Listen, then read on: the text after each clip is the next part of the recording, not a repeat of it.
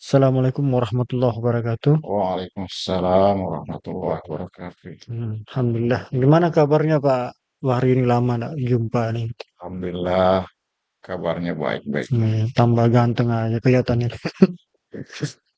Ya, Alhamdulillah Pak Samsul.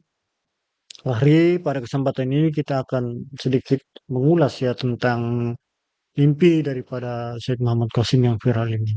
Karena memang eksistensi mimpi ini di akhir zaman ini ya, penghujung akhir zaman ini memang Masya Allah luar biasa. Dan memang sudah berapa puluh dan ratus itu sudah terjadi satu persatu mimpi beliau. Jadi tidak bisa dinafikan ya tentang mimpi ini. Nah, mungkin ada eh, hal-hal yang ingin dipertanyakan oleh Pak Samsul Khair. Ya, Mungkin pada saat ini saya bisa jawab, tapi mungkin pada saat kalau saya tidak bisa jawab, mungkin nanti suatu saat saya akan bertanya kepada teman-teman yang lain. Seperti itu, Pak. ya, ya, Alhamdulillah selama ini orang sudah banyak menikmati tentang masalah mimpi-mimpi ini, khususnya kalau orang membuka di YouTube atau di eh, media sosial lainnya, bahwa mimpi ini sudah ramai sekali dibicarakan orang. Hmm. Sebagian orang sudah ada yang percaya dan masih banyak juga yang tidak percaya. Hmm. Sementara kita tahu bahwa mimpi ini bukan hanya sekedar perkataan, tapi dia punya dasar dalam agama ini.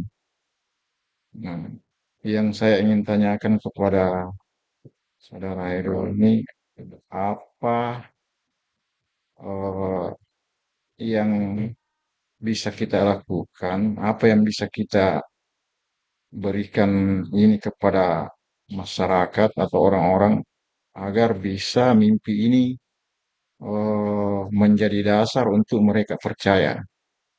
Saya kira untuk sementara Ya, baik. kayaknya. Masya Allah, Alhamdulillah. Pertanyaan yang sangat bagus, Pak Fahri ya. Jadi kenapa hadir ini mimpi? Ya kan? Kemudian eh, poin apa yang sangat menjadi pelajaran ya kepada umat akhir zaman ini? Baik, pertama itu Pak, dasar mimpi ini dulu. Ya, kemarin waktu kita ada pertemuan di Tasik tuh dihadiri oleh kurang lebih 30 organisasi, perwakilan dari 30 organisasi majelis. Nah, termasuk ketua FPI dan sebagainya, Pak. Nah, ada seorang bertanya, kita ini kan sudah punya landasan yang kuat, Quran dan hadis, dan agama sudah sempurna, gitu Pak. Lalu kenapa kita masih harus ada mimpi lagi yang kita bahas gitu? Nah, jadi saya jawab, nah karena Al-Quran hadis ini memberikan isyarat atau petunjuk kepada untuk mempelajari mimpi, maka kita semua ini harus mempelajari mimpi. Tetapi jika memang tidak ada Al-Quran hadis yang menunjukkan isyarat kita untuk merujuk kepada mimpi, maka kita akan sepakat, tidak akan ada percaya kepada mimpi siapapun itu kan. Nah, tapi ternyata mimpi ini, mempelajari mimpi ini ada merupakan sunnah juga. Nah, bahkan ditekankan oleh Rasulullah bahwasanya la tabakun nubuat ilal mubasyirat ru'ya soleh atau ru'ya sodek. Jadi tidak ada lagi wahyu kenabian yang akan turun setelah wafat Rasulullah, tetapi bukan digantikan ya. Ilal mubasyirat maksudnya petunjuk-petunjuk yang akan menerangkan kepada umat ini ialah mimpi al-mubasyirat. Apa itu al-mubasyirat? Sahabat bertanya kepada Rasulullah, yaitu mimpi yang benar yang datang dari Allah Subhanahu wa taala. Bentuknya sebagai apa? Basyira wa nadhira, artinya pemberi kabar gembira. Nah, dan peringatan. Nah, yang Pak Bahri tanyakan tadi, poin apa sih, pembelajaran apa sih yang sangat penting ya kan di dalam mimpi Said Muhammad Qasim ini? Yang pertama sekali itu ya mengenai pertolongan Allah kepada umat ini akan datang ketika umat ini meninggalkan perkara-perkara syirik lahir dan batin ataupun syirik-syirik modern. Ya, seperti patung-patung, kemudian gambar-gambar yang tidak ada manfaatnya ya. Nah, tetapi kalau misalnya yang berkenaan dengan pemerintahan, itu nanti pemerintahan Islam yang akan merubahnya. Nah, itu. Kemudian eh, untuk masalah pendidikan, misalnya kan, guru menerangkan memakai anatomi tubuh, itu diperbolehkan. Setelah itu disimpan yang rapi. Ataupun anak-anak punya mainan, itu boneka setelah mereka mainan kemudian disimpan. Nah, ini artinya apa? Pertolongan Allah, Allah akan berikan kepada umat ini selama mereka mengikuti peringatan-peringatan yang seperti ini. Yang seperti itu Pak poin-poinnya. Mungkin ada lagi Pak yang ingin ditanya. Ya, sih ada ini. Sebenarnya persoalan mimpi ini adalah persoalan yang sangat eh, apa menjadi bahan yang sangat enak dibicarakan di tengah-tengah masyarakat sekarang ini karena di satu sisi ada yang percaya dan di satu sisi ada yang tidak percaya. Iya. Seperti yang sering saya dengar di masyarakat bahwa eh, kebanyakan dari masyarakat ini mengikuti pendapat-pendapat para ulama Hmm. tentang masalah syirik ini, Iya. khususnya masalah gambar-gambar atau foto-foto ini. Nah, kalau di dalam mimpi Said Muhammad Qasim ini kan di diberitahukan di dilarang kita untuk memasang gambar-gambar ini. Sementara para ulama-ulama sekarang kebanyakan membolehkan, itu tidak ada masalah. Jadi mereka sangat susah menerima bahwa itu adalah suatu yang dilarang, walaupun itu eh, bentuk larangannya melalui mimpi Said Muhammad Qasim. Tapi mereka sangat berat untuk menerima itu karena Hmm. kadang saya tanya kenapa masih memajang foto-foto. Nah, ini kan ulama juga tidak melarang. Kalau memang dalam bentuk mimpi itu dilarang, kenapa para ulama-ulama itu tidak menyuruh kami untuk Jadi ini suatu problem yang sangat oh, mengakar dan sangat kuat di dalam masyarakat. Bagaimana mereka dilarang untuk meninggalkan soal kesirikan, terutama dalam hal gambar-gambar ini. Jadi kira-kira bagaimana eh, apa yang kita harus tempuh dalam memberikan saran kepada masyarakat, Iya. terutama dalam masalah gambar-gambar ini. Masya Allah. Ini pertanyaan yang sangat menarik dan memang terjadi di kalangan umat Pak ya. Nah ini juga eh, pembahasan kami pada saat itu. Artinya saya jelaskan seperti ini. Agama ini kan ada yang berlandaskan kepada takwa, garis takwa ya. Dan ada yang berlandaskan kepada garis fatwa. Nah, yang Bapak sebutkan tadi itu memang fatwa-fatwa. Tetapi di atas itu ada lagi yang namanya takwa. Takwa ini apa? Artinya dia betul-betul 100% mengikuti tanpa ada campur tangan pemikiran-pemikiran manusia, baik itu ulama dan sebagainya. Nah, hadirnya mimpi Said Muhammad Qasim ini untuk memurnikan kembali ajaran Islam yang sudah lama ditinggalkan, tanpa harus banyak berbagai macam fatwa. Ya, jadi begini, pernah Said Irfan pada saat kami berkunjung ke kediaman Dewan Suro ya, Haji Muslihuddin, nah, beliau menyampaikan bahwasanya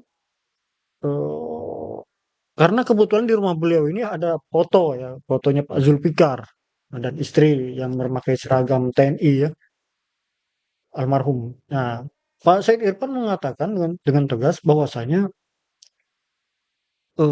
malaikat Jibril saja tidak akan masuk ke dalam rumah Rasulullah, yang mana Rasulullah ini adalah manusia yang paling mulia di muka bumi ini. Itu malaikat tidak mau masuk gara-gara ada gambar burung anu nih apa? ya semacam burung itu, ya kan. Padahal gambar itu tidak disembah, tidak dikasih sajen dan sebagainya. Ini gambar atau surah ya, itu malaikat. Nah, lalu bagaimana derajat kita, posisi kita ini dibandingkan dengan posisi keutamaan, kemuliaan daripada Rasulullah Shallallahu Alaihi Wasallam. Ya, bagaimana nih? Apa derajat kita dibanding Nabi? Nah, ini yang disampaikan. Alhamdulillah, beliau menerima nasihat itu karena memang eh, inilah pesan Allah dan Rasulullah dalam mimpi beliau dan itu diturunkan. Artinya apa? Banyaknya fatwa-fatwa ulama ini kan mereka memakai pemikiran, Pak. Nah, sedangkan mimpinya hadirnya mimpi al-mubashir ini itu bahasanya tuh sanadnya tuh langsung dari Allah gitu. Tanpa ada saring-saringan gitu dah, Pak. Nah, kebanyakan ulama mengatakan tidak apa-apa selama itu tidak disembah ya kan. Tidak apa-apa itu selama tidak ada diberi sajen dan sebagainya. Tetapi kita perlu ingat dengan apa nama itu begitu halusnya bisikan-bisikan setan untuk menggelincirkan iman manusia. Memang awalnya mungkin seperti itu. Tapi suatu saat akan timbul di kalangan masyarakat dan ini sudah terjadi, Pak. Ya, sudah terjadi bahwasanya mereka meyakini jika ditaruh foto ulama-ulama atau wali-wali besar di rumah kita akan mendatangkan rahmat Allah. Padahal sebaliknya akan mendatangkan menjauhkan daripada malaikat rahmat. Nah, kemudian yang kedua akan menghilangkan bala malapetaka. Nah, ini kan sudah merusak akidah, sudah merusak keimanan, keyakinan, tauhid kita kepada Allah dengan sedikit demi sedikit. Nah, inilah ini pentingnya mimpi ini untuk mengembalikan ajaran agama secara murni tanpa ada campur tangan daripada pemikiran-pemikiran manusia. Nah, Pak Bari tadi tanyakan, lalu bagaimana? Apa yang kita buat? Seperti itu. Nah, ya kita hanya bisa menyampaikan saja, Pak. Jadi kita sampaikan dengan lemah lembut, dengan kasih sayang, tanpa ada paksaan. Ya, beliau kemarin pada saat meeting itu, saya sempat hadir juga, beliau katakan jangan pernah kita memaksa kepada anak kita. Karena ada salah seorang helper mengatakan, bagaimana Pak? Dengan anak saya nih, saya sudah menyampaikan tapi dia tidak melakukan. Saya sering katakan, jangan pernah memaksakan pemikiran kita kepada anak kita. Tapi kita sampaikan saja dengan lemah lembut, ya kan? Kita tunaikan haknya. Nanti insya Allah kita memberikan contoh. Terlebih dahulu nanti insya Allah keluarga kita, anak kita akan mengikutinya. Ada seperti itu. Pak Bahri. Insya Allah. Mungkin Mungkin, masih bisa terakhir ini. ya, sih. Ini yang sangat apa namanya kemungkinan dianggap baru di dalam masyarakat ini, Hmm. yang istilahnya syirik modern. Hmm. Karena mungkin pada zaman-zaman dulu atau yang lalu itu kita belum belum mendengar itu mengenai syirik modern ini. Nah, yang namanya syirik adalah satu hal yang sangat-sangat perlu untuk kita hindari karena itu merupakan sesuatu yang eh, kita putus dari rahmat Allah. Hmm. Nah, termasuk syirik modern ini. Nah, untuk supaya masyarakat bisa mengenal atau mengetahui juga tentang syirik-syirik modern, mungkin bisa dijelaskan apa-apa yang termasuk dalam hal-hal syirik-syirik modern ini. Iya. Terima kasih, Pak. Ya, jelas di berbagai macam YouTube, TikTok, medsos dan sebagainya, berita-berita tentang syirik modern ini terus disampaikan, termasuk emoji-emoji, misalnya emoji dan sebagainya, ya kan di HP kita itu kan sering emoji tertawa, emoji menangis, emoji dan sebagainya. Nah, ini digambarkan oleh mimpi beliau itu termasuk syirik modern. Ya, jadi ini Pak, eh, perkembangan peradaban manusia ini kan terus meningkat ya. Sedangkan kita ini perlu perlu informasi dari langit gitu. Bagaimana hukumnya ini? Nah, hadirnya Syekh Muhammad Qasim ini, mimpi beliau ini menerangkanlah pentingnya di situ. Ya kan kalau kita cari di hadis bagaimana tentang emoji, ya tidak ada karena memang zamannya itu sudah berkembang saat ini. Maka diperlukanlah informasi ilahiyah. Ya, itulah pentingnya mimpi ini. Nah, saya masih katakan bagaimana bentuk emoji, kemudian profil-profil makhluk, ya kan?